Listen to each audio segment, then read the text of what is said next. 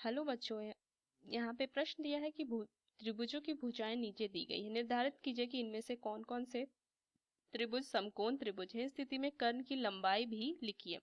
तो देखिए, हमने यहाँ से पढ़ा था कि मुख्य अवधारणा में अगर मैं लिखूं कि किसी त्रिभुज में किसी त्रिभुज की एक भुजा का वर्ग अन्य दो भुजाओं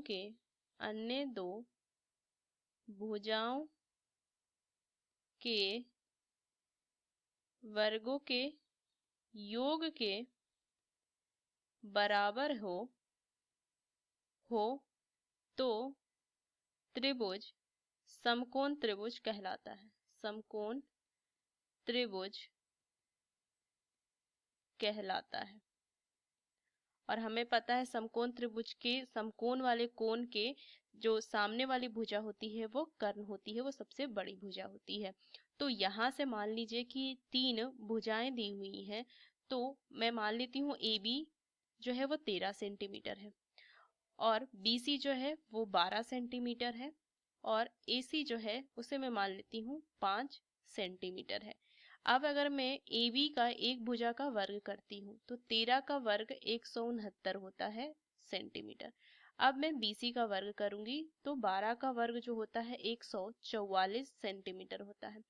AC का वर्ग कीजिए तो 5 का वर्ग 25 होता है। अब देखिए, अगर मैं AC का वर्ग जोड़ में BC का वर्ग करती हूँ तो 144 जोड़ 25 कितना आ गया, 169 सेंटीमीटर आया, जो कि किसके बराबर है, AC का वर्ग जोड़ में BC का वर्ग बराबर आया AB के वर्ग का।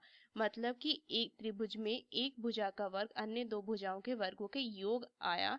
तो कह सकती हूँ कि ये जो त्रिभुज ABC तीनों जो शीर्ष है उससे मिला के जो त्रिभुज बनेगा वो एक समकोण त्रिभुज होगा। समकोण त्रिभुज होगा। अगर ये समकोण त्रिभुज है तो जो सबसे बड़ी भुजा होगी वो इसकी कर्ण होगी। तो सबसे बड़ी भुजा AB है, तो कर्ण जो होगा वो क्या हो जाएगा, यहाँ से 13 सेंटीमीटर हो जाएगा। और अगर मैं इसका त्रिभुज बना लूं तो ये इस तरीके का कुछ बनेगा। देखिए, इस तरीके का ये ABC होगा, क्योंकि AB कर्ण है तो इसके सामने वाली भुजा सामने वाला कोण समकोण होगा, तो ये कर्ण हो जाएगा। यही मुझे ज्ञात करना था, कर्ण की लंबाई। तो इस मुख्य अवधारणा का प्रयोग करके हमने इस प्रश्न को हल किया। आशा करते हैं ये प्रश्न आपको समझ में आया। धन्यवाद।